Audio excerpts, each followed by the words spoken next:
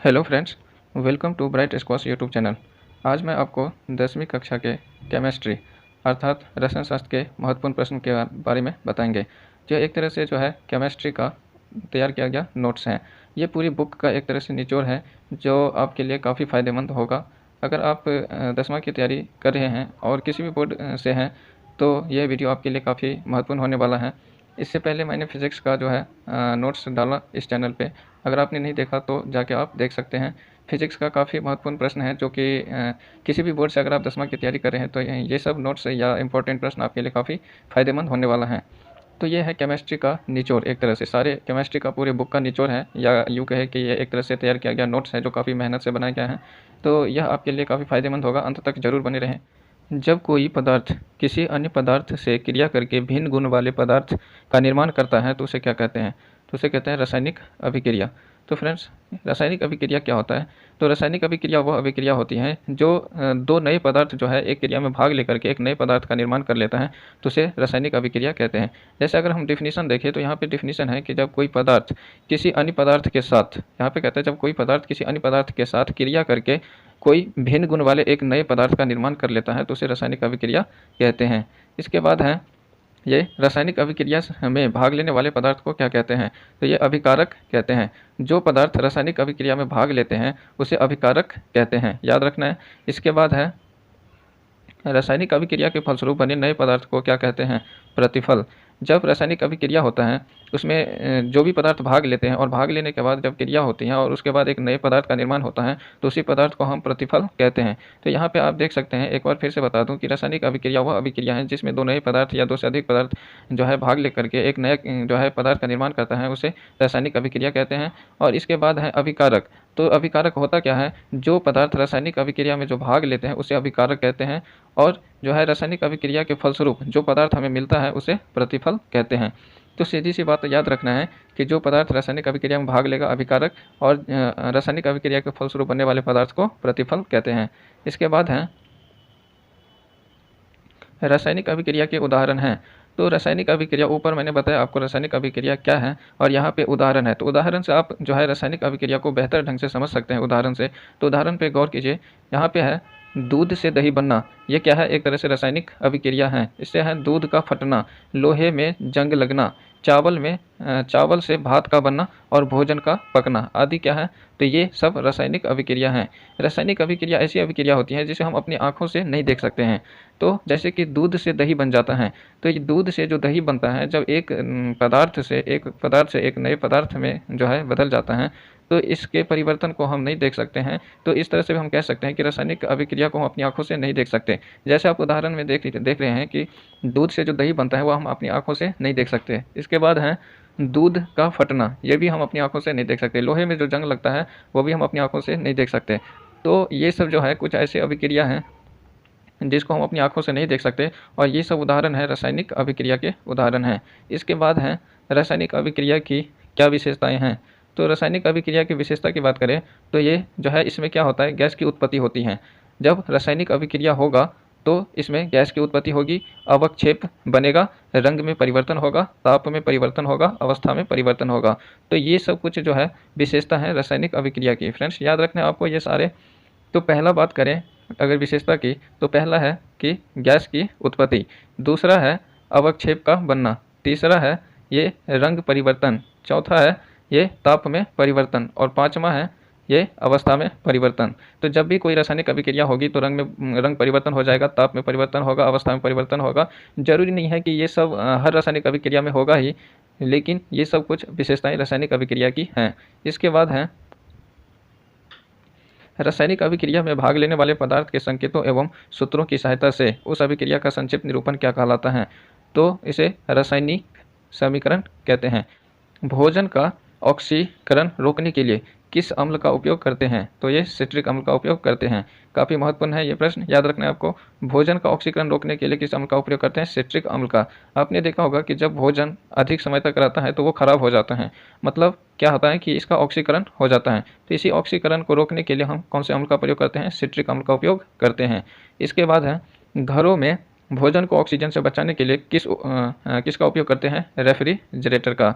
तो रेफ्रिजरेटर से आप परिचित होंगे, जिसको हम साधारण भाषा में क्या बोलते हैं? फ्रिज। जिसको साधारण भाषा में फ्रिज बोलते हैं, जो आजकल हर घर में होता है।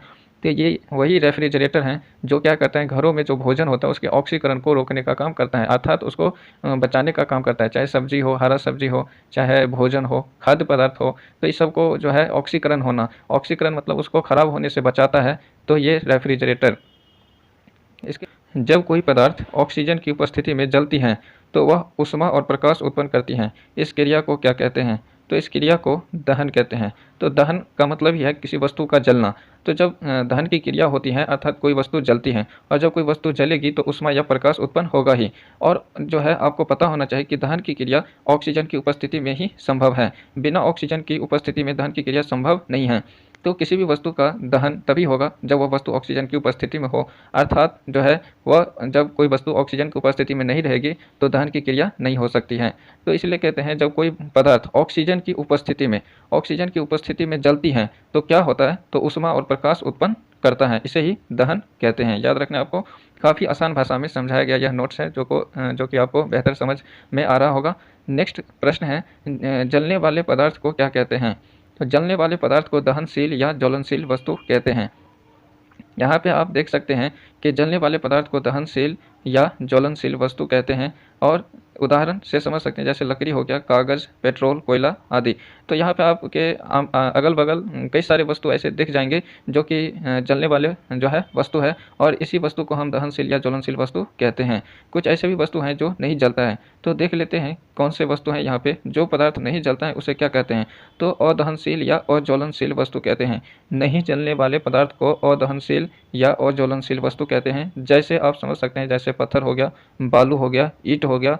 तो ये साधारणतः ऐसा माना जाता है कि इस वस्तु में जो है दहन की क्रिया नहीं होती है। पत्थर, बालू, ईंट में तो पकड़ भी लेता है आग। जैसे कि आपने सुना होगा कि बड़े बड़े बिल्डिंग में जो है आग लग गई तो उस समय जो है ईंट में आग पकड़ भी लेता है, लेकिन बालू और पत्थर जो है साधारणतः ये आग में नहीं जलते हैं। तो इसलिए हम कह सकते हैं कि ये अदहनशील वस्तु हैं।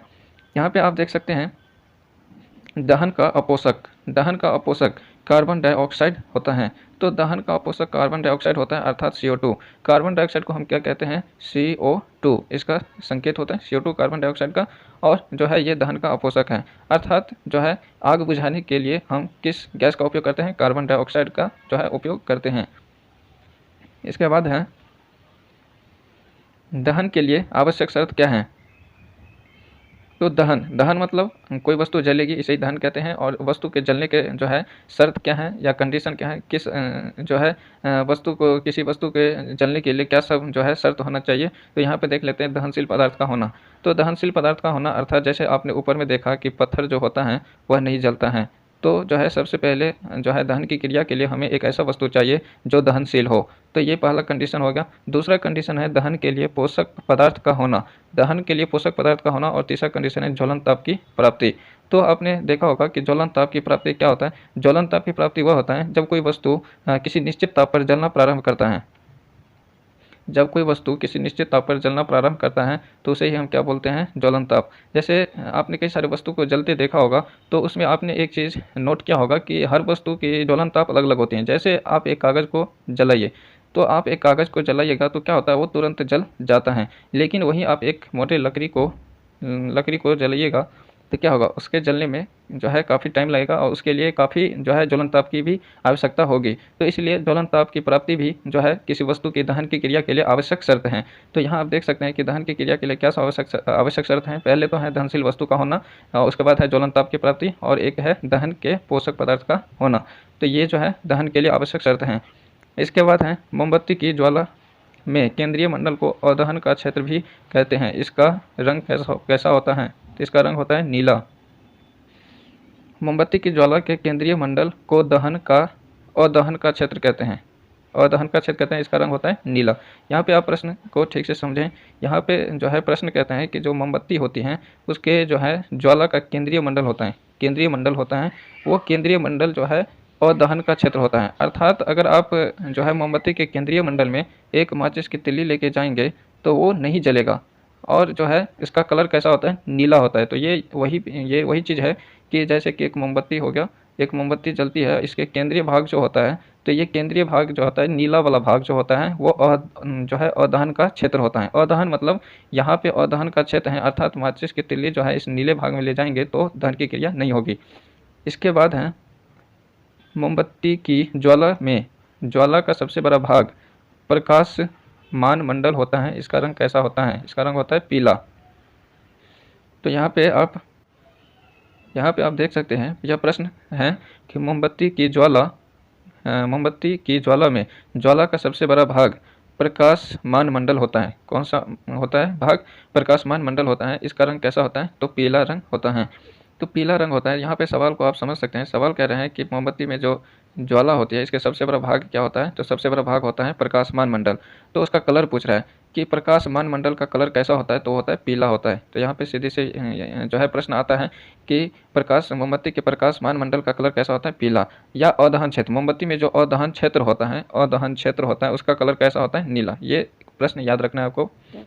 इसके बाद है मोमबत्ती की ज्वाला का सबसे गर्म भाग होता है, तो वो होता है प्रकाशहीन मंडल।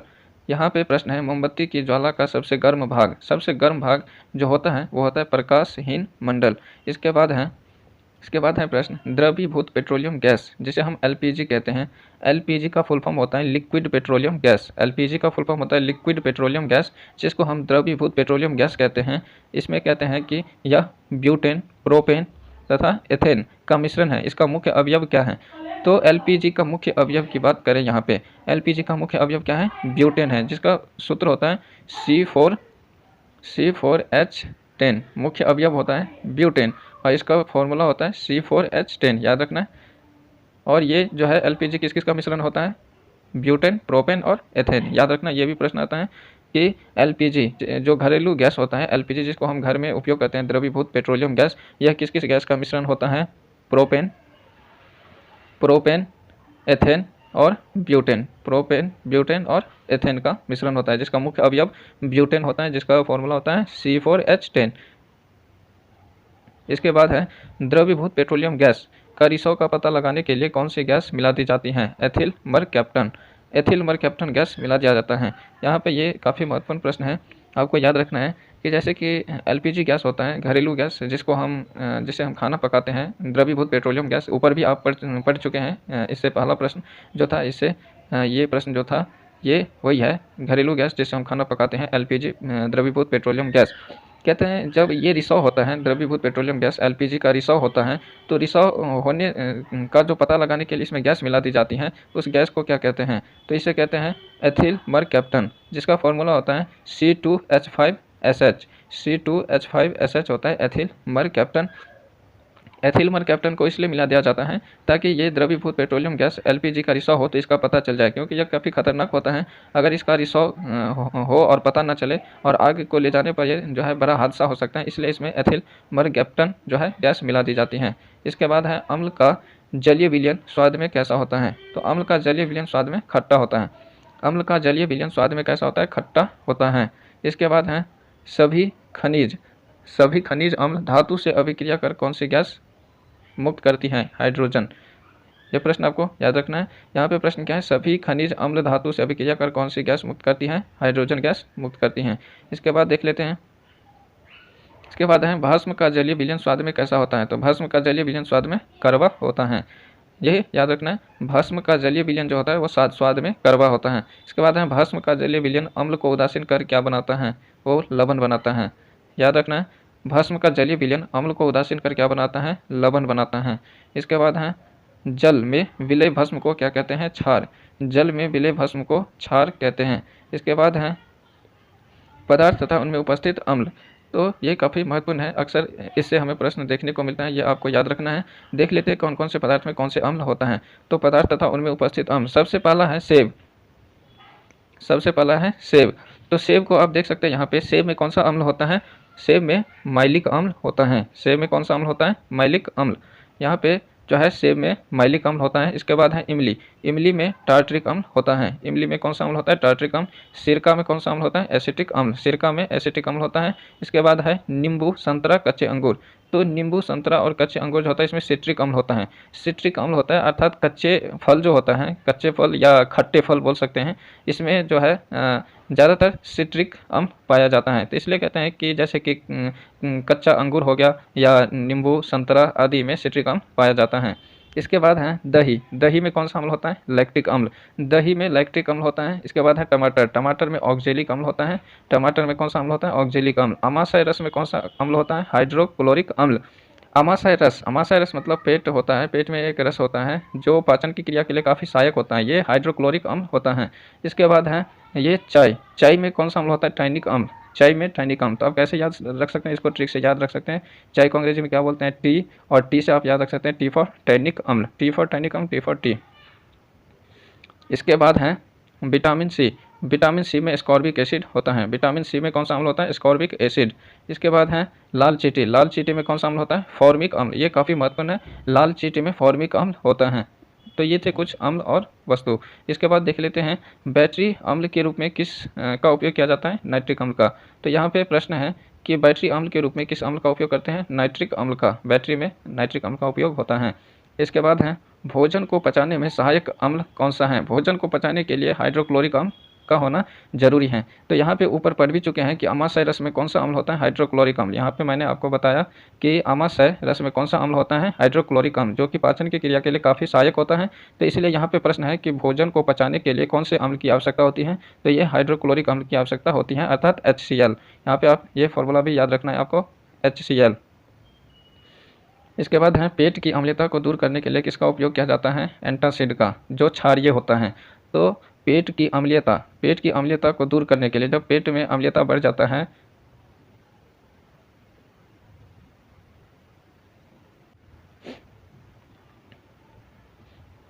पेट की अम्लता को दूर करने के लिए किसका उपयोग किया जाता है? एंटासिड।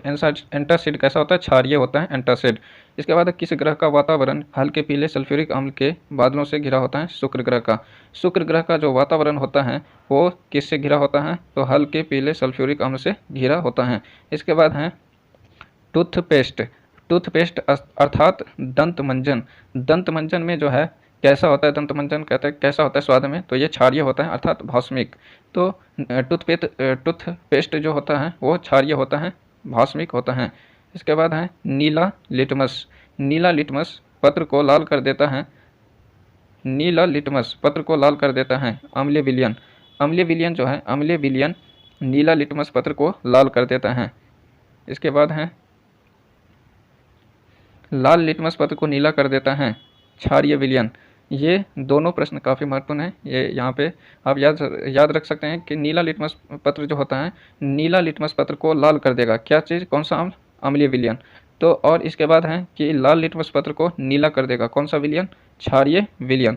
तो यहाँ पे आप शॉर्ट ट्रिक से भी याद रख सकते हैं। यहाँ पे आप देख सकते हैं कि यहाँ पे है नीला लिटमस पत्र को लाल कर देता है अम्लीय विलयन। तो यहाँ पे देख सकते हैं लाल और अम्ल। तो यहाँ पे भी आपको ल दिख रहा है, यहाँ पे भी ल। तो लाल और अम्ल काफ़ी मिलता जुलता है। यहाँ पे याद रख सकते हैं। बाकी रह गया नीला कर देता है, तो वो क्षारीय विलयन नीला करता है किसको? लाल लिटमस पत्र को। इसके बाद है भस्म तथा अम्ल तथा भस्म की अभिक्रिया के फलस्वरूप क्या बनता है? लवण और जल। अम्ल तथा भस्म की अभिक्रिया के फलस्वरूप कौन सा पदार्थ बनता है? लवण और जल बनता है। इसके बाद है प्रबल अम्ल के उदाहरण हैं। प्रबल अम्ल के उदाहरण है हाइड्रोक्लोरिक अम्ल, नाइट्रिक अम्ल, सल्फ्यूरिक अम्ल। इसका फॉर्मूला भी याद रखना है। तो प्रबल अम्ल है, ये सब कुछ अम्ल हैं जो प्रबल होता है। तो यहाँ पे देख सकते हैं हाइड्रोक्लोरिक अम्ल HCl, नाइट्रिक अम्ल HNO3 और सल्फ्यूरिक अम्ल H2SO4, जिसे अम्लों का राजा भी कहते हैं सल्फ्यूरिक अम्ल को। इसके बाद हैं दुर्बल अम्ल हैं। दुर्बल अम्ल के उदाहरण क्या हैं? कार्बोनिक अम्ल, एसिटिक अम्ल, बोरिक अम्ल। ये दुर्बल अम्ल के उदाहरण है। इसका सूत्र देखिए तो कार्बोनिक अम्ल का सूत्र होता है H2CO3, एसिटिक अम्ल का सूत्र होता है CH3COOH, और ये बोरिक अम्ल H3BO3, ये बोरिक अम्ल हैं। इसके बाद है भस्म। प्रबल भस्म या प्रबल क्षार के उदाहरण क्या हैं? तो प्रबल भस्म और प्रबल क्षार के उदाहरण हैं सोडियम हाइड्रोक्साइड और पोटेशियम हाइड्रोक्साइड। सोडियम हाइड्रोक्साइड और पोटेशियम हाइड्रोक्साइड, जिसको हम NaOH बोलते हैं। सोडियम हाइड्रोक्साइड को NaOH और पोटेशियम हाइड्रोक्साइड को बोलते हैं KOH। इसके बाद है दुर्बल भस्म या दुर्बल क्षार। दुर्बल भस्म या दुर्बल क्षार ammonium oxide, calcium oxide, magnesium oxide. तो यहाँ पे जो है NH जो है अमोनियम हाइड्रोक्साइड का सूत्र क्या है NH4OH। और कैल्शियम हाइड्रोक्साइड का फॉर्मूला होता है CaOH2। और मैग्नीशियम हाइड्रोक्साइड का फॉर्मूला है MgOH2, याद रखना है। इसके बाद है किसी विलयन की अम्लीयता तथा क्षारीयता। किसी विलयन की अम्लीयता तथा क्षारीयता का पीएच स्केल किस वैज्ञानिक ने दिया था? तो ये जो है सोरेनसन ने। यहाँ पे प्रश्न है कि किसी विलयन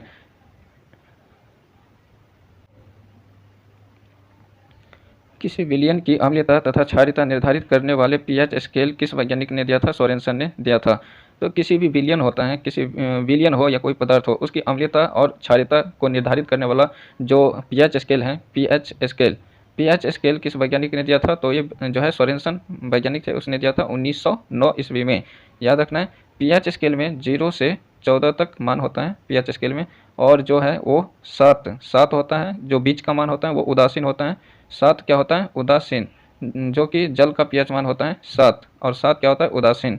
बाकी अगर बात करें तो 7 से नीचे जाएंगे तो वो होगा अम्लीय। 7 से नीचे जाएंगे तो अम्लीय होगा, और 7 से ऊपर जाएंगे तो वो होगा क्षारीय। याद रखना है। इससे पहले फिजिक्स में मैं काफ़ी विस्तार से बता दिया हूँ इसके बारे में, तो आप जाके देख सकते हैं। यहाँ पे है कि किसी विलयन या किसी पदार्थ का जो हम अम्लीयता या क्षारीयता निर्धारित करते हैं, तो वो स्केल है पीएच स्केल। ये किस वैज्ञानिक ने दिया था? सोरेनसन ने दिया था। इसके बाद है पीएच स्केल में 1 से 14 तक मान होता है, जिससे 7 से कम होने पर अम्लीय, 7 से अधिक होने पर क्षारीय, और 7 उदासीन होता है। यह मैंने आपको पीछे भी बता दिया। इसके बाद देख लेते हैं हाइड्रोक्लोरिक अम्ल, जिसे HCl कहते हैं, का पीएच मान 1.0 होता है। इसके बढ़ जाने पर क्या होता है? तो पेट में गैस और जलन होता है। याद रखना फ्रेंड्स, कई बार आपने सुना होगा कि किसी को पेट में गैस या जलन हो रही है, तो वो क्यों होता है? तो यही हाइड्रोक्लोरिक अम्ल का जो है पीएच मान क्या होता है? 1.0, और यही जो है बढ़ जाने के कारण होता है। मतलब जो है इसका पीएच मान 1.0 से बढ़ जाएगा तो पेट में जलन होगी, गैस बन जाएगा। तो ये हाइड्रोक्लोरिक अम्ल का जो है पीएच मान 1.0 से अधिक होने के कारण होता है। इसके बाद है बढ़े हुए अम्ल के प्रभाव को नष्ट करने के लिए हल्के भस्म का इस्तेमाल करते हैं। इसे क्या कहते हैं? एंटासिड। तो पेट की जलन, यहाँ पे आप देख सकते हैं ये दोनों प्रश्न जो है मिलता जुलता है कि पेट में अगर गैस या जलन होगा तो वो क्यों होता है? तो हाइड्रोक्लोरिक अम्ल के बढ़ जाने के कारण होता है। और जो है इसको जो है इससे उपचार करने के लिए जो है एंटासिड का उपयोग किया जाता है। एंटासिड अर्थात एंटासिड कैसा होता है? क्षारीय होता है। एंटासिड क्षारीय होता है और पेट के जलन और गैस को कम करने के लिए इसका उपयोग किया जाता है। इसके बाद है टूथपेस्ट जिसे हम दंत मंजन तथा नीम के दातुन का रस, जिसे हम दंत मंजन भी कहते हैं टूथपेस्ट को, और कहते हैं कि नीम के दातुन का रस कैसा होता है? यह क्षारीय होता है। क्षारीय होता है। यहाँ पे आप देख सकते हैं कि टूथपेस्ट और नीम के दातुन, कहते हैं ये जो है कैसा होता है? तो ये क्षारीय होता है। क्षारीय होता है, जैसे कि ये दांतों के लिए काफ़ी लाभदायक माना जाता है, जैसे कि जो है दांत अच्छे से साफ भी होते हैं और जो है कीटाणु भी नहीं लगते हैं। इसलिए टूथपेस्ट और नीम के दातुन से ही दांत जो है साफ़ करना चाहिए, जो कि नीम के दातुन इसलिए जो है दांत साफ़ करने के लिए अच्छे माने जाते हैं, क्योंकि ये कैसा होता है? क्षारीय होता है। क्षारीय अर्थात भौस्मिक होता है। इसके बाद है कठिन परिश्रम करने पर शरीर में दर्द और करापन आ जाता है, क्यों? तो लैक्टिक अम्ल के स्राव के कारण ऐसा होता है। लैक्टिक अम्ल के स्राव के कारण शरीर में जो है ये दर्द और करापन आ जाता है। जब हम कठिन परिश्रम करते हैं या कोई भी मेहनत या कोई भारी काम करते हैं तो क्या होता है? इस हमारे शरीर में जो है एक अम्ल स्रावित हो जाता है। कौन सा अम्ल? ये लैक्टिक अम्ल स्रावित हो जाता है, जिससे क्या होता है? हमारे शरीर में दर्द और करापन आ जाता है। तो ये किसके कारण होता है? लैक्टिक अम्ल के कारण ही होता है। इसके बाद है बर्तनों के धब्बे को दूर करने के लिए किस अम्ल का उपयोग करते हैं? सिट्रिक अम्ल का उपयोग करते हैं। बर्तन में जो दाग धब्बे लग जाते हैं, इसको दूर करने के लिए सिट्रिक अम्ल का उपयोग करते हैं। इसके बाद है पौधों की वृद्धि के लिए मिट्टी का पीएच मान कितना होना चाहिए? तो पीएच मान जो है 7 के आसपास होना चाहिए। 7 के आसपास मतलब 7 से थोड़ा कम या 7 से थोड़ा ज़्यादा चल सकता है। तो पौधों की वृद्धि के लिए मिट्टी का पीएच मान 7 के आसपास होना चाहिए। काफ़ी महत्वपूर्ण प्रश्न है। इसके बाद है नेटल पौधे के पत्तों में डसने वाले रोए में मेथेनोइक अम्ल होता है। मेथेनोइक अम्ल को जो है फॉर्मिक अम्ल भी कहते हैं। इसके बाद है कहते हैं कि इसके स्पर्श से त्वचा में खुजली होती है, इसके उपचार के लिए किस पौधे का उपयोग किया जाता है? तो डॉक पौधे के पत्ते का उपयोग किया जाता है। तो ये प्रश्न क्या है मैं आपको समझा दूं कि नेटल पौधा होता है, नेटल पौधे के पत्ते जो होते हैं उसमें एक रोए होते हैं, रोए होते हैं जिसमें मेथोनिक अम्ल पाया जाता है। यहाँ पे आप प्रश्न समझ सकते हैं, नेटल के पौधे के पत्ते में क्या होता है? रोए होता है। रोए में कौन सा अम्ल होता है? मेथोनोइक अम्ल होता है। रोए में मेथेनोइक अम्ल होता है जिसको हम फॉर्मिक अम्ल भी बोलते हैं। मेथेनोइक अम्ल को फॉर्मिक अम्ल भी बोलते हैं। जब ये हमारी त्वचा से स्पर्श करता है, ये पत्ते के रोए, ये इस पत्ते के रोए जब त्वचा से क्या करता है, त्वचा से जब ये त्वचा से स्पर्श करता है तो क्या होता है कि हमें खुजली होने लग जाती है त्वचा में। तो इसी के उपचार के लिए जो कहते हैं किसका उपयोग किया जाता है, किस पौधे के जो है उपयोग में लाते हैं, तो यह है डॉक पौधे के पत्ते का उपयोग करते हैं। इसके बाद है पीएच मान, ये काफ़ी जो है महत्वपूर्ण है। पीएच मान याद रखना आपको, किसका पीएच मान कितना होता है। तो इसमें कुछ जो अक्सर पूछा जाता है वो आपको याद रखना है। इसमें तो बहुत है, तो इतना आप अगर याद नहीं कर सकते तो मैं बता देता हूँ कि आपको कौन कौन से याद रखना है। सबसे पहले मैं इसको देख लेता हूँ कि कौन कौन से हैं और किसका पीएच मान कितना होता है। तो सबसे पहला है मुंह। मुंह का पीएच मान कितना होता है? 5.5। याद रखना है मुंह का पीएच मान कितना होता है? 5.5। इसके बाद है नींबू रस। नींबू रस का पीएच मान होता है 2.2 से 2.5 तक। नींबू रस का पीएच मान 2.2 से 2.5 तक होता है। इसके बाद है सिरका। सिरका का पीएच मान कितना होता है? 3। सिरका का पीएच मान 3 होता है। इसके बाद है टमाटर रस। टमाटर रस का पीएच मान 4.1 होता है, अर्थात 4.1। टमाटर का पीएच मान 4.1 होता है। इसके बाद है पसीना। पसीना का पीएच मान कितना होता है? 4.5। तो पसीना का पीएच मान कितना होता है? 4.5। इसके बाद है जल। जल का पीएच मान कितना होता है? 7। जल का पीएच मान 7 होता है। इसके बाद है अम्ल वर्षा। अम्ल वर्षा का पीएच मान होता है 5.6। तो अम्ल वर्षा का पीएच मान कितना होता है? 5.6। इसके बाद है पेशाब। पेशाब का पीएच मान कितना होता है? 6। पेशाब का पीएच मान 6 होता है। इसके बाद है दूध। दूध का पीएच मान होता है 6.4। दूध का पीएच मान कितना होता है? 6.4। आंसू का पीएच मान कितना होता है? 7.3। 7.3। आंसू का पीएच मान 7.3। खून का पीएच मान कितना होता है? 7.4। तो खून का पीएच मान होता है 7.4। इसके बाद है पित्त। पित्त का पीएच मान कितना होता है? 7.5 से 8.8। तो याद रखना है पित्त का पीएच मान कितना होता है? 7.5 से 7.8। इसके बाद है चूना। चूना जल। चूना जल का पीएच मान 11 होता है। चूना जल का पीएच मान 11 होता है। इसके बाद है लार। लार का पीएच मान कितना होता है? 6.5। लार का पीएच मान 6.5 होता है। इसके बाद है समुद्री जल। समुद्री जल का पीएच मान होता है 8.4। समुद्री जल का पीएच मान कितना होता है? 8.4। इसके बाद है शराब। शराब का पीएच मान होता है 2.8। शराब का पीएच मान होता है 2.8। तो यहाँ पे देखना है कि कौन कौन से इम्पोर्टेंट है। तो यहाँ पे याद रखने की दृष्टि से आप किस किस को याद रख सकते हैं, जैसे कि मुंह। मुंह का पीएच मान याद रखना है 5.5। नींबू का पीएच मान याद रखना है। नींबू का पीएच मान कितना होता है? तो ये 2.2 से 2.5 नींबू हो गया। एक सिरका भी इंपॉर्टेंट है, सिरका का जो होता है 3 होता है। इसके बाद बात करें तो टमाटर का रस नहीं भी याद कर सकते हैं। जल सबसे महत्वपूर्ण है। जल का पीएच मान कितना होता है? 7। जल जो होता है उदासीन होता है और किसी भी शुद्ध वस्तु का या विलयन का पीएच मान जो है 7 ही होगा, इसमें कोई मिलावट नहीं होती है। तो जल का पीएच मान कितना होता है? 7। काफ़ी महत्वपूर्ण है। इसके बाद है अम्ल वर्षा भी उतना इंपॉर्टेंट तो नहीं है, फिर भी याद रख सकते हैं आप 5.6। इसके बाद याद रखना है तो ये पेशाब का 6। दूध का पीएच मान काफ़ी महत्वपूर्ण है। दूध का पीएच मान याद रखना है 6.4। और इसके बाद है ब्लड। ब्लड का पीएच मान होता है 7.4। ये भी काफ़ी इंपॉर्टेंट है। तो ये ब्लड हो गया। इसके बाद अगर याद रखें तो लार। लार हो गया। लार हो गया जो मुंह से निकलता है। लार खाने के जो है, जब हम खाना खाते हैं या भोजन करते हैं तो सबसे पहले पाचन की। नेक्स्ट क्वेश्चन देख लेते हैं क्या है। सोडियम हाइड्रोक्साइड तथा हाइड्रोक्लोरिक अम्ल के अभिक्रिया से क्या प्राप्त होता है? तो ये होता है सोडियम क्लोराइड NaCl। NaCl जिसको सोडियम क्लोराइड या साधारण नमक कहते हैं, ये कैसे प्राप्त होता है? तो सोडियम हाइड्रोक्साइड तथा हाइड्रोक्लोरिक अम्ल के अभिक्रिया से। तो NaOH और HCl का जो है अभिक्रिया होता है, तो ये सोडियम क्लोराइड या NaCl साधारण नमक प्राप्त होता है। इसके बाद है आयोडीन की कमी से कौन सा रोग होता है? आयोडीन की कमी से घेघा रोग होता है। घेघा रोग या गलकंड रोग होता है जिसमें गला फूल जाती है। इसके बाद है धोवन सोडा कहा जाता है। धोवन soda sodium carbonate caustic soda को कहते हैं धोवन सोडा। तो धोवन सोडा जो है ये सोडियम कार्बोनेट जिसको हम कॉस्टिक सोडा भी कहते हैं, इसको कहते हैं धोवन सोडा। इसके बाद है वनस्पति तेल से वनस्पति घी परिणित करने के लिए किस गैस का उपयोग होता है? हाइड्रोजन का। वनस्पति तेल से वनस्पति घी प्राप्त करने के लिए हमें हाइड्रोजन गैस का जो है उपयोग करना होता है। इसके बाद है क्लोरीन गैस जो कीटाणुनाशक भी होता है का इस्तेमाल करते हैं पेयजल को शुद्ध करने के लिए। तो क्लोरीन गैस का उपयोग किसके लिए होता है? कीटाणुनाशक होता है। ये क्लोरीन गैस कैसा होता है? कीटाणुनाशक होता है। इसको हम पेयजल अर्थात पीने वाले पानी को शुद्ध करने के लिए इसका उपयोग करते हैं। और है कपड़े एवं कागज़ को विरंजित करने के लिए विरंजक चूर्ण बनाने में भी इसका उपयोग होता है। इसके बाद है खाने वाला सोडा किसे कहते हैं? तो यह है सोडियम बाइकार्बोनेट को। खाने वाला सोडा क्या है? खाने वाला सोडा हम कहते हैं सोडियम बाइकार्बोनेट को, जिसका सूत्र होता है NaHCO3। NaHCO3 अर्थात सोडियम बाइकार्बोनेट, ये खाने वाला सोडा है। पाव रोटी, केक, भटूरा आदि को मुलायम करने के लिए किसका उपयोग होता है? तो सोडियम बाइकार्बोनेट का उपयोग करते हैं। ये सॉफ्ट करने के काम भी आता है सोडियम बाइकार्बोनेट NaHCO3। जैसे पाव रोटी हो गया, केक हो गया, भटूरा हो गया। तो ये छोले भटूरे जो होते हैं, तो भटूरा जो होता है इसको भी सॉफ्ट करने का काम कौन करता है? Sodium bicarbonate. इसके बाद है आग बुझाने के लिए किस गैस का उपयोग करते हैं? कार्बन डाइऑक्साइड गैस का उपयोग करते हैं, जिसको हम CO2 कहते हैं। तो आग बुझाने के लिए कार्बन डाइऑक्साइड CO2 गैस का उपयोग करते हैं।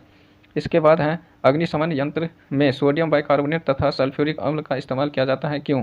तो ये क्योंकि ये दोनों परस्पर संपर्क में आने पर कार्बन डाइऑक्साइड CO2 बनाते हैं। यहाँ पे जो है कहते हैं अग्निशमन यंत्र में सोडियम बाइकार्बोनेट तथा सल्फ्यूरिक अम्ल, याद रखना है कौन कौन सा? सोडियम बाइकार्बोनेट और सल्फ्यूरिक अम्ल का उपयोग करते हैं अग्निशमन यंत्र में। तो इसका इस्तेमाल क्यों करते हैं इस दोनों का? कहते हैं कि ये दोनों जो है परस्पर संपर्क में आने पर कौन सी गैस का निर्माण करते हैं? तो ये कार्बन डाइऑक्साइड गैस का निर्माण करते हैं अर्थात CO2। इसके बाद हैं कुछ सूत्र हैं।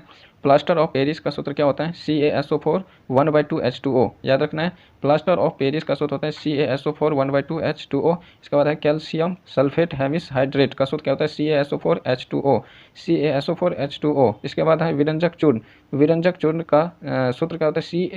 CaOCl2, CaOCl2 होता है विरंजक चूर्ण अर्थात ब्लीचिंग पाउडर। विरंजक चूर्ण को ब्लीचिंग पाउडर भी कहते हैं।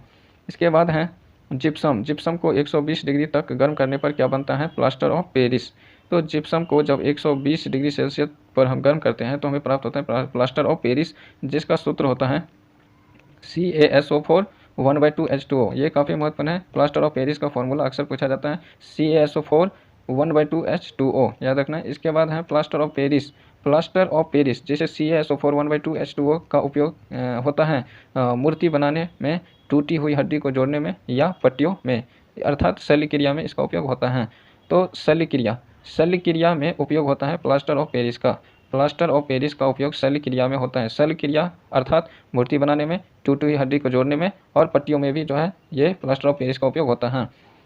इसके बाद है अब तक 111 से अधिक तत्व ज्ञात हो चुके हैं। उनके गुणों के आधार पर भागों में बांटा जा सकता है। कहते हैं 2 भागों में बांटा जा सकता है, धातु और अधातु। तो तत्व 111 तत्व का जो है अभी तक खोज हो चुका है। इसी तत्व को 2 भागों में बांट दिया, धातु और अधातु।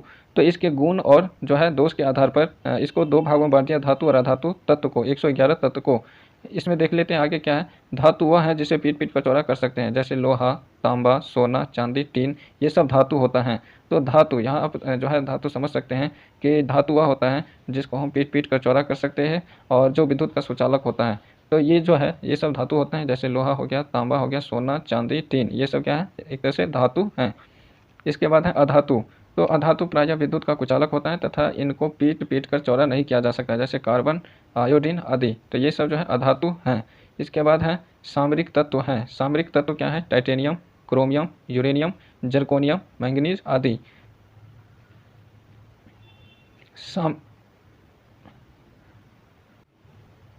इसके बाद है सर्वाधिक तन्य धातु हैं। सर्वाधिक तन्य धातु हैं सोना तथा चांदी। सोना तथा चांदी सर्वाधिक तन्य धातु हैं। कहते हैं कि 1 ग्राम सोना से लगभग 2 किलोमीटर तक तार बना सकते हैं तथा 100 mg चांदी से 200 मीटर तक तार बना सकते हैं। ये आपको जो है अजीब लगेगा। सोना जो होता है, देखिए 1 ग्राम सोना से लगभग 2 किलोमीटर तार बना सकते हैं। इससे आप अंदाज़ा लगा सकते हैं कि सोना कितना जो है ये तन्य होता है। ये तन्य धातु है। तन्य मतलब जिसको पीट कर हम चौड़ा कर सकते हैं, इसे तन्य बोलते हैं या आघातवर्धनीय बोलते हैं। तो आघातवर्धनीय या तन्य होता है ये सोना। और सोना मात्र 1 ग्राम जो है सोना से लगभग 2 किलोमीटर तक तार बना सकते हैं। इसलिए सबसे अधिक तन्य धातु जो है वो सोना है। और सोना के बाद बात करें चांदी की, तो चांदी भी काफ़ी तन्य होता है, जिसे हम 100 ग्राम चांदी का उपयोग करके लगभग 200 मीटर का तार बना सकते हैं, याद रखना है। इसके बाद है कौन सी अधातु विद्युत का सुचालक होता है? ग्रेफाइट। ग्रेफाइट जो है वह एक अधातु है और यह विद्युत का सुचालक होता है। तो यहाँ पे जो प्रश्न काफ़ी महत्वपूर्ण हो जाता है, क्योंकि ज़्यादातर जितने भी अधातु होता है वह विद्युत का कुचालक होता है, अर्थात उसमें विद्युत धारा प्रवाहित नहीं करते हैं अधातु में। लेकिन यह एकमात्र जो है ग्रेफाइट है जो कि क्या होता है, यह ग्रेफाइट विद्युत का सुचालक होता है। इसलिए ग्रेफाइट ऐसा अधातु है जो विद्युत का सुचालक होता है। और ग्रेफाइट का उपयोग हम पेंसिल में भी करते हैं और स्नेहक के रूप में भी, ये भी याद रखना है, ये स्नेहक के रूप में भी जो है ग्रेफाइट का इस्तेमाल करते हैं। मशीनों, जो बड़े बड़े मशीन होते हैं उसमें स्नेहक के रूप में भी ग्रेफाइट का उपयोग करते हैं, ताकि मशीन जो है बढ़िया से चले। तो इसके बाद है धातु प्रायः कठोर होता है, फिर भी कुछ धातु को चाकू से काटा जा सकता है, जैसे सोडियम, पोटेशियम, लिथियम आदि। ये काफ़ी महत्वपूर्ण है, ये आपको याद रखना है, काफ़ी महत्वपूर्ण प्रश्न है। यहाँ पे कहते हैं कि धातु तो प्रायः कठोर होता है, लेकिन कुछ ऐसी भी धातु हैं जिसको हम चाकू से काट सकते हैं। जैसे चाकू से काट सकते हैं कुछ ऐसे धातु हैं जो हैं सोडियम। सोडियम एक ऐसी धातु है जिसको हम चाकू से काट सकते हैं। पोटेशियम, सोडियम, पोटेशियम और लिथियम, ये सब कुछ ऐसी धातु हैं जिसको हम चाकू से काट सकते हैं, याद रखना है। यहाँ पे एग्जाम में पूछा जाता है कि कौन से ऐसी जो है धातु है जिसको हम चाकू से काट सकते हैं, तो सोडियम, पोटेशियम, लिथियम। इसके बाद है इसमें से कोई भी आ सकता है। इसके बाद है कौन सी ऐसी धातु हैं जो द्रव के रूप में पाया जाता है, वह है मरकरी। मरकरी जिसको हम पारा बोलते हैं, इसका फॉर्मूला याद रखिएगा, क्या है? सूत्र Hg। मरकरी पारा जिसको Hg बोलते हैं, ये एक ऐसी धातु है जो द्रव के रूप में पाया जाता है, द्रव के रूप में पाया जाने वाला मरकरी या पारा। इसके बाद है हल्की धातुएं। हल्की धातुएं कौन कौन सी हैं? तो हल्की धातुएं सोडियम, पोटेशियम, मैग्नीशियम, एल्यूमिनियम, ये सब हल्की धातुएं हैं। ऊपर आपने देखा भी, सोडियम और पोटेशियम ऐसी धातु हैं जिसको हम जो है चाकू से काट सकते हैं। और हल्की धातु की बात करें तो सोडियम, पोटेशियम, मैग्नीशियम और एल्यूमिनियम, ये सब हल्की धातुएं हैं। इसके बाद है किस धातु को किरोसिन तेल अर्थात मिट्टी के तेल में डुबो कर रखा जाता है, क्योंकि खुले वायु में रखा जाए तो वह सतह जल उठता है, तो वो है सोडियम और पोटेशियम। सोडियम और पोटेशियम ऐसी धातु हैं जिसको मिट्टी के तेल में डुबो के रखते हैं। मिट्टी के तेल अर्थात किरोसिन तेल में डुबो के रखते हैं, क्योंकि यह वायु के संपर्क में आते ही स्वतः जल उठता है।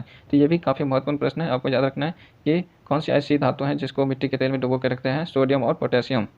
इसके बाद है सबसे अधिक क्रियाशील धातु तथा सबसे कम क्रियाशील धातु हैं, तो वह है पोटेशियम और सोना। यहाँ पे दो प्रश्न है, आपको याद रखना है। सबसे अधिक क्रियाशील धातु की बात करें तो वह है पोटेशियम, और सबसे कम क्रियाशील धातु की बात करें तो वह है सोना, याद रखना है। इसके बाद है कौन सी ऐसी अधातु है जो द्रव के रूप में पाया जाता है? ब्रोमीन। तो ये द्रव के रूप में पाया जाता है, याद रखना है। अधातु बेसिकली जो है कठोर होता है, या वो जो है एक सॉलिड अवस्था में होता है अधातु, लेकिन ये जो है कहते हैं द्रव अवस्था में होता है अधातु। कौन? ब्रोमीन। ब्रोमीन ही ऐसा जो अधातु है जो कैसा पाया जाता है? द्रव की अवस्था में पाया जाता है, याद रखना है। इसके बाद है किसी तत्व अर्थात जो है धातु की श्रेणी में आते हैं 22 तत्व। कितने तत्व अधातु की श्रेणी में आते हैं? कहते हैं यहाँ पे प्रश्न कहते हैं कि कितने ऐसे तत्व हैं जो अधातु की श्रेणी में आते हैं? 22 तत्व। 22 तत्व हैं जो अधातु की श्रेणी में आते हैं, 22 तत्व। इसमें 11 गैस हैं, 10 ठोस हैं और 1 द्रव्य हैं, याद रखना है फ्रेंड्स। 22 तत्व हैं जो अधातु की श्रेणी में आते हैं, जिसमें 11 गैस, 10 ठोस और 1 द्रव्य। इसके बाद है सबसे कठोर पदार्थ क्या है? हीरा। सबसे कठोर पदार्थ होता है हीरा। हीरा को हम बड़े से हथौड़े से भी अगर इसको फोड़ना या तोड़ना चाहे तो यह नहीं टूटेगा, अर्थात हथौड़ा ही टूट जाएगा, लेकिन हीरा नहीं टूटेगा। यह काफ़ी मजबूत या कठोर पदार्थ होता है। तो याद रखना है सबसे कठोर पदार्थ क्या होता है? हीरा होता है। इसके बाद है किस गैस को हंसाने वाली गैस कहते हैं? नाइट्रस ऑक्साइड, काफ़ी महत्वपूर्ण है। नाइट्रस ऑक्साइड जिसको हम N2O कहते हैं, नाइट्रस ऑक्साइड N2O, यह हंसाने वाली गैस है। यह हंसाने वाली गैस है, यह नाक के पास जाते ही जो है इंसान अपने आप ऑटोमेटिकली हंसने लग जाता है। इसके बाद है यौगिक तथा सूत्र। यौगिक तथा सूत्र देख लेते हैं, किसका सूत्र कितना होता है। यह है मीथेन। मीथेन का सूत्र होता है CH4, याद रखना है, ये काफ़ी महत्वपूर्ण है। मीथेन अक्सर पूछा जाता है, मीथेन का सूत्र क्या होता है? CH4। और मीथेन जो है अक्सर दलदली या गंदी जगहों पे पाया जाता है। मीथेन CH4 इसका सूत्र होता है। इसके बाद है एथेन। एथेन जो है इसका C2H6, एथेन का सूत्र होता है C2H6। प्रोपेन, प्रोपेन का सूत्र होता है C3H8, प्रोपेन का सूत्र होता है C3H8। इसके बाद है ब्यूटेन, ब्यूटेन का सूत्र कितना होता है C4H10, ब्यूटेन C4H10, इसमें भी 10 इसमें भी 10, याद रखना है आपको। इसके बाद है एथिलीन, एथिलीन का सूत्र क्या होता है C2H4, C2H4 एथिलीन का सूत्र होता है। इसके बाद है एसिटिलीन, एसिटिलीन का सूत्र होता है C2H2, C2H2 एसिटिलीन का सूत्र होता है। इसके बाद है जल, जल का सूत्र क्या होता है H2O, जल का सूत्र होता है H2O, याद रखना है। जल का सूत्र क्या है H2O। इसके बाद है अमोनियम, अमोनिया, अमोनिया का सूत्र NH3, अमोनिया का सूत्र क्या है NH3, अमोनिया का सूत्र होता है। इसके बाद है कार्बन डाइऑक्साइड, कार्बन डाइऑक्साइड का सूत्र क्या होता है CO2, कार्बन डाइऑक्साइड का सूत्र है CO2। इसके बाद है हाइड्रोजन क्लोराइड का सूत्र क्या होता है HCl, हाइड्रोजन क्लोराइड HCl। इसके बाद है कार्बन डाइसल्फाइड का सूत्र क्या होता है CS2, कार्बन डाइसल्फाइड का सूत्र होता है CS2। इसके बाद है कार्बन टेट्रा क्लोराइड का सूत्र होता है CCl, CCI4, carbon tetra chloride, carbon tetra chloride CCI4। इसके बाद है ये ग्लूकोज, ग्लूकोज का सूत्र क्या होता है C6H12O6, C6 इसका होता है C6H12 और O6, इसका ये फॉर्मूला होता है किसका, ग्लूकोज का, जो काफ़ी महत्वपूर्ण है, याद रखना है। इसके बाद है यूरिया, तो यूरिया का फॉर्मूला क्या होता है H2NCONH2, याद रखना है। इसके बाद है धातु तथा अयस्क, धातु और अयस्क ये भी काफ़ी महत्वपूर्ण है, इसको देख लेते हैं। तो जो है किस अयस्क से कौन सी धातु प्राप्त होती है, ये प्रश्न है कि किस अयस्क से जो है कौन सी धातु प्राप्त होती है, या किस धातु के जो है अयस्क का नाम क्या है। यहाँ पे देख लेते हैं लोहा, लोहा जो है हेमाटाइट से प्राप्त होता है, अर्थात लोहा धातु जो होता है इसके अयस्क क्या है हेमाटाइट, याद रखना है, लोहा का हेमाटाइट होता है। एल्युमिनियम किससे प्राप्त होता है बॉक्साइट से, एल्युमिनियम का अयस्क क्या है बॉक्साइट। इसके बाद है ये कैल्शियम, कैल्शियम किससे प्राप्त होता है जिप्सम से, कैल्शियम का अयस्क क्या है जिप्सम। इसके बाद है ये जिंक, जिंक जिंक ब्लेंड से प्राप्त होता है, जिंक जिंक ब्लेंड से प्राप्त होता है। इसके बाद है कॉपर, कॉपर कॉपर पाइराइट तथा मैलेकाइट से प्राप्त होता है, कॉपर जो है ये कॉपर कॉपर पाइराइट तथा मैलेकाइट से प्राप्त होता है। इसके बाद है सोडियम, सोडियम जो है बोरॉक्स तथा चिली साल्टपीटर का यह अयस्क है। सोडियम किसका अयस्क है, तो ये सोडियम का अयस्क क्या है बोरैक्स चिली साल्टपीटर, सोडियम का अयस्क है बोरैक्स चिली साल्टपीटर। इसके बाद है मैग्नीशियम, मैग्नीशियम डोलोमाइट तथा मैग्नेसाइट से प्राप्त होता है, मैग्नीशियम किससे प्राप्त होता है डोलोमाइट तथा ये डोलोमाइट तथा मैग्नेसाइट से प्राप्त होता है। इसके बाद है पारा, पारा सिनेबार से प्राप्त होता है।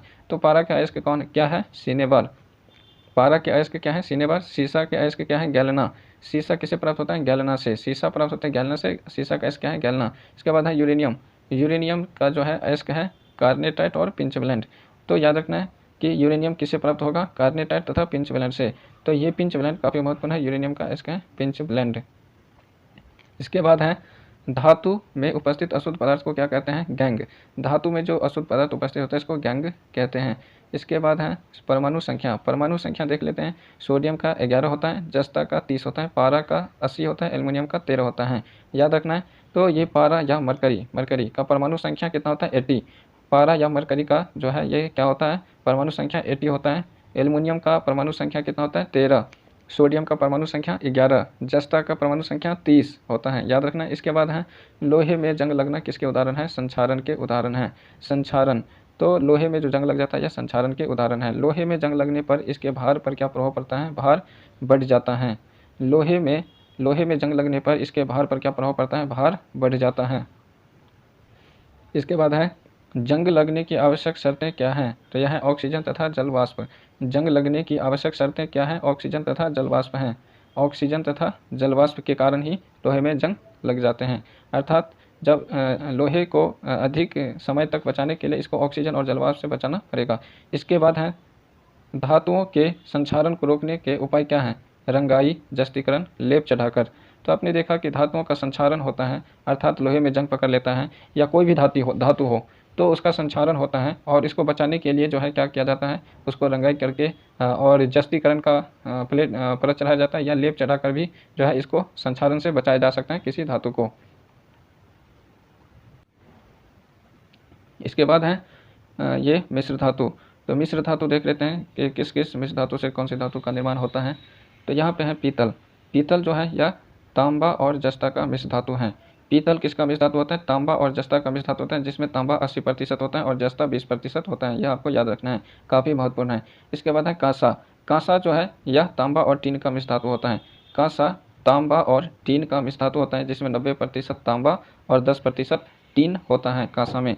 इसके बाद है सोल्डर। सोल्डर सीसा तथा टीन का मिश्र धातु होता है। सीसा और टीन, यहाँ पे देख सकते हैं सीसा और टीन का मिश्र धातु होता है सोल्डर, और इसमें सीसा 50% और टीन 50% होता है। तो सोल्डर जो होता है, ये सोल्डर किसी जो है इलेक्ट्रॉनिक वायर जो होता है इसको रेसने के काम आता है। सोल्डर तार टूट गया तो इसको रेसने के काम में आता है सोल्डर, और ये सोल्डर जो होता है ये सीसा और टीन का मिश्र धातु होता है।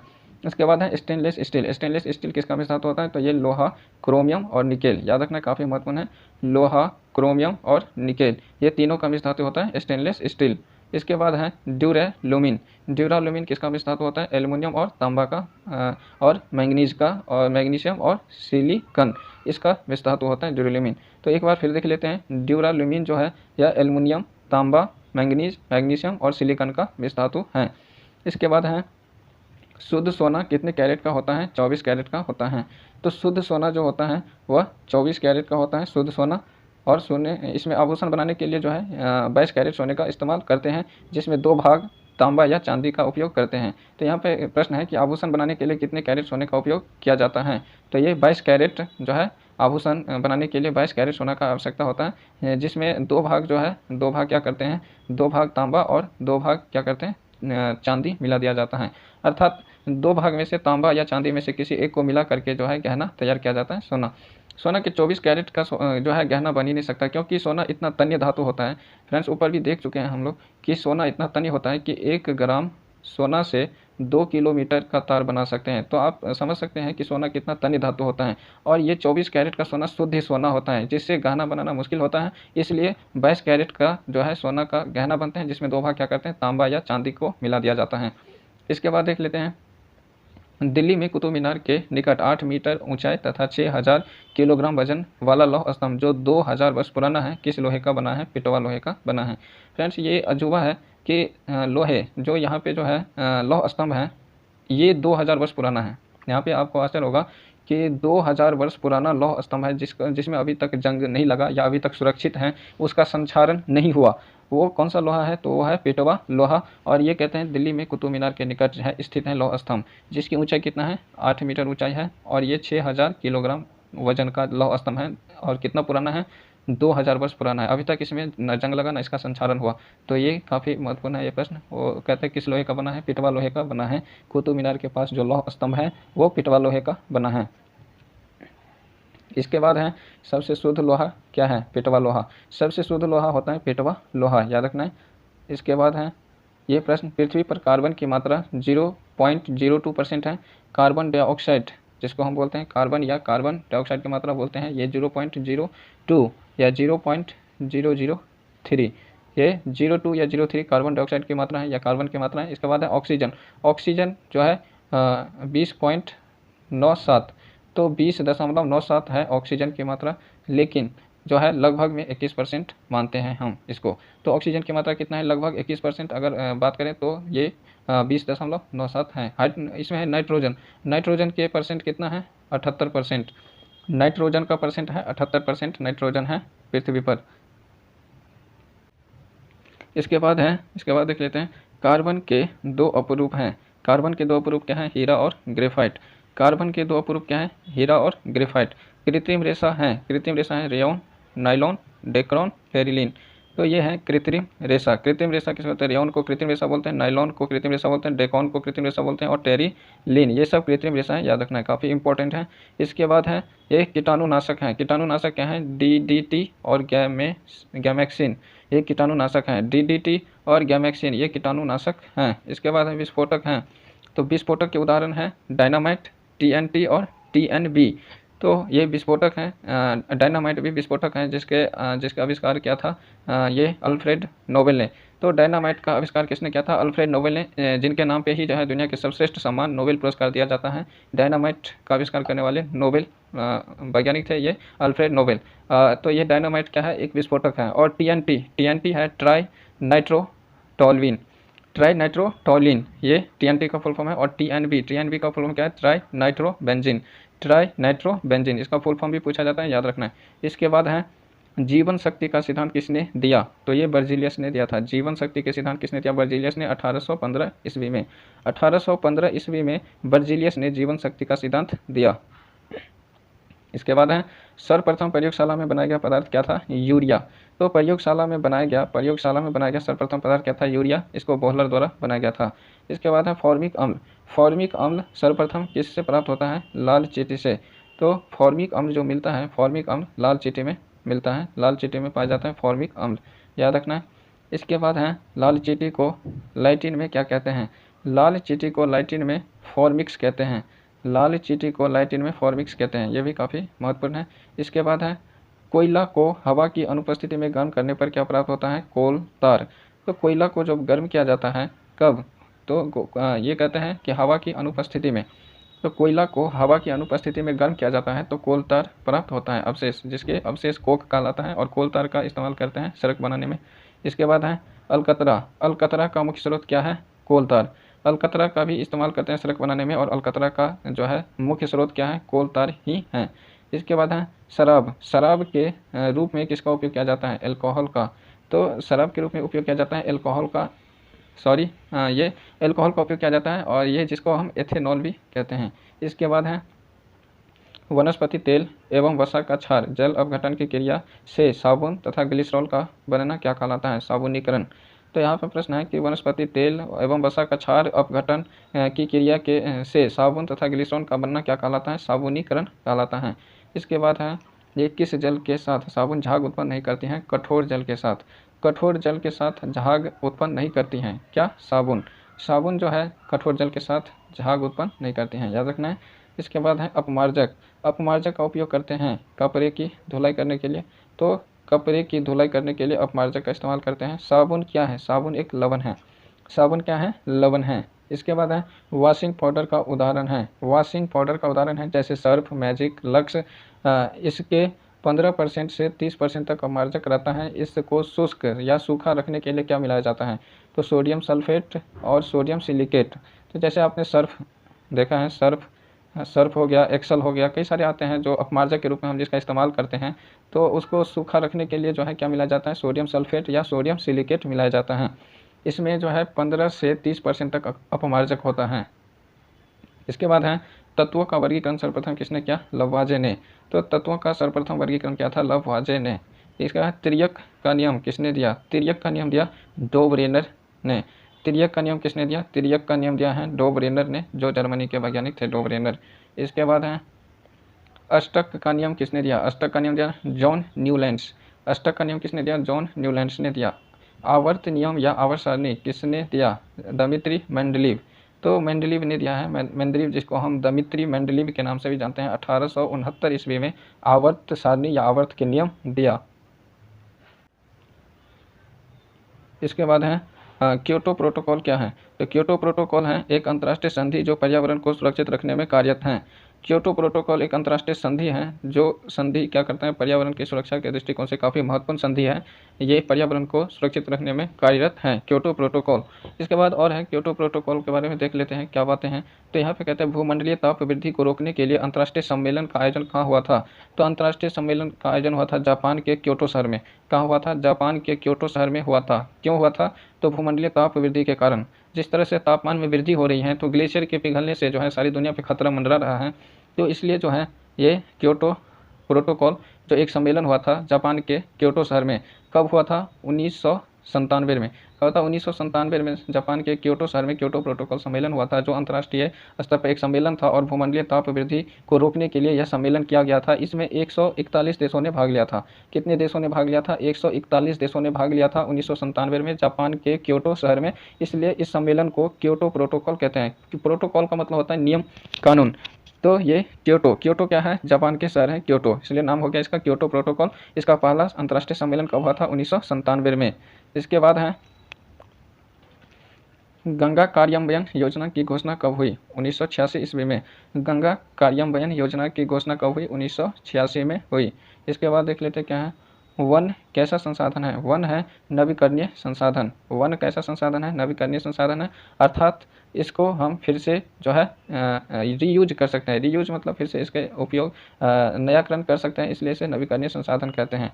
और नवीकरणीय संसाधन होता है और एक अनवीकरणीय संसाधन होता है। तो अनवीकरणीय संसाधन वह होता है जिसको हम फिर से उपयोग में नहीं ला सकते, उसे अनवीकरणीय संसाधन कहते हैं। वन एक ऐसा संसाधन है जिसको हम फिर से उपयोग में ला सकते हैं, इस अर्थात यह नवीकरणीय संसाधन है। इसके बाद है राजस्थान के खेजरी ग्राम में किसके नेतृत्व में पेड़ों की कटाई रोकने के लिए महिलाओं ने आंदोलन किया था, अमृता देवी बिश्नोई। तो अमृता देवी बिश्नोई के नेतृत्व में अमृता देवी बिश्नोई के नेतृत्व में राजस्थान के खेजरी ग्राम में पेड़ों की कटाई को रोकने के लिए महिलाओं ने आंदोलन किया था, अमृता देवी बिश्नोई की जो है नेतृत्व में। इसके बाद है अमृता देवी बिश्नोई वन्य जीव संरक्षण राष्ट्रीय पुरस्कार किसके लिए दिया जाता है, वन्य जीव संरक्षण के लिए दिया जाता है। तो यहाँ पे आपने देखा कि अमृता देवी बिश्नोई जो कि पेड़ों की कटाई को रोकने के लिए एक आंदोलन करा था, ये महिलाओं के साथ मिलकर, जिसका नेतृत्व किसने किया था, अमृता देवी बिश्नोई ने। इन्हीं के नाम पर अमृता देवी बिश्नोई वन्य जीव संरक्षण राष्ट्रीय पुरस्कार दिया जाता है। अमृता देवी बिश्नोई वन्य जीव संरक्षण राष्ट्रीय पुरस्कार दिया जाता है। यह किस लिए दिया जाता है, तो वन्य जीव संरक्षण के लिए दिया जाता है। इसके बाद है गढ़वाल जो कि उत्तराखंड में है के पहाड़ों पर स्थित रैनी ग्राम में पेड़ों की कटाई को रोकने के लिए महिलाओं ने कौन सा आंदोलन किया था, चिपको आंदोलन। ये चिपको आंदोलन काफ़ी प्रसिद्ध है, आपने सुना भी होगा या आपको पता भी होगा। चिपको आंदोलन आखिर है क्या, इसे आप क्या समझते हैं, कई बार पूछा गया है। तो आप देख सकते हैं कि ये चिपको आंदोलन कहाँ हुआ था, उत्तराखंड के गढ़वाल में हुआ था। तो उत्तराखंड के गढ़वाल के जो एक रैनी ग्राम था, रैनी ग्राम में हुआ था, जो कि पेड़ों की कटाई को रोकने के लिए हुआ था।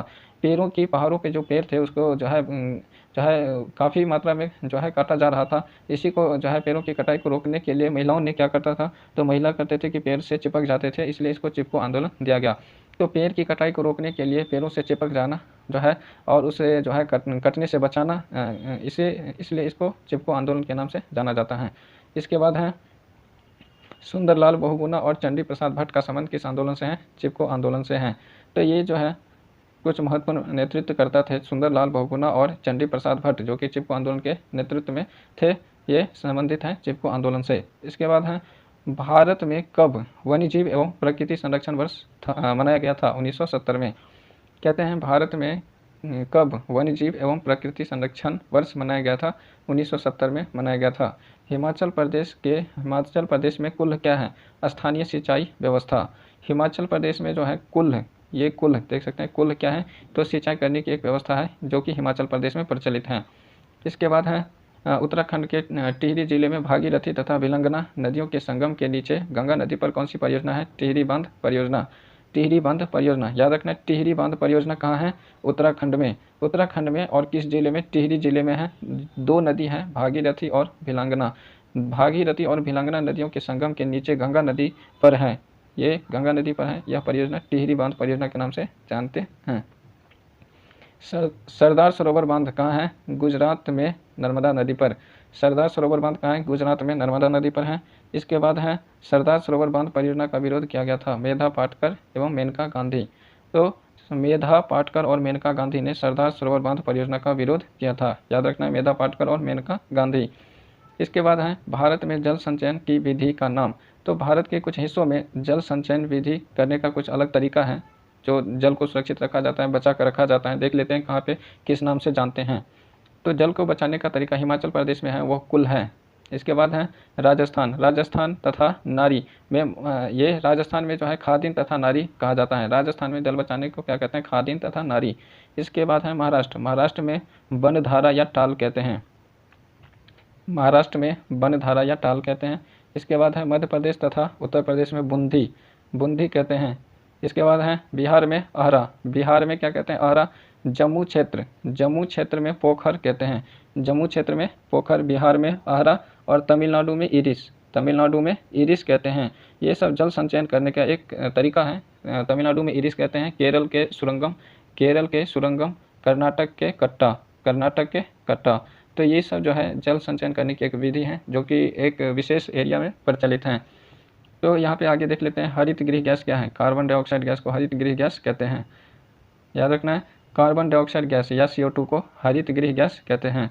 इसके बाद है परंपरागत ऊर्जा स्रोत हैं। परंपरागत ऊर्जा स्रोत क्या है? कोयला, पेट्रोल, डीजल, केरोसिन। परंपरागत ऊर्जा स्रोत क्या है? कोयला, पेट्रोल, डीजल, केरोसिन। ये सब परंपरागत ऊर्जा स्रोत हैं। इसके बाद है गैर परंपरागत ऊर्जा स्रोत। गैर परंपरागत ऊर्जा स्रोत में क्या सब आता है? पवन ऊर्जा, सौर ऊर्जा, बायोगैस। तो गैर परंपरागत ऊर्जा स्रोत में आता है पवन ऊर्जा, सौर ऊर्जा और बायोगैस। इसके बाद है भारत सरकार ने गैर परंपरागत ऊर्जा स्रोत मंत्रालय कब स्थापित किया? 1992 में। याद रखना काफ़ी महत्वपूर्ण है। भारत सरकार ने गैर परंपरागत ऊर्जा स्रोत मंत्रालय कब स्थापित किया? 1992 में।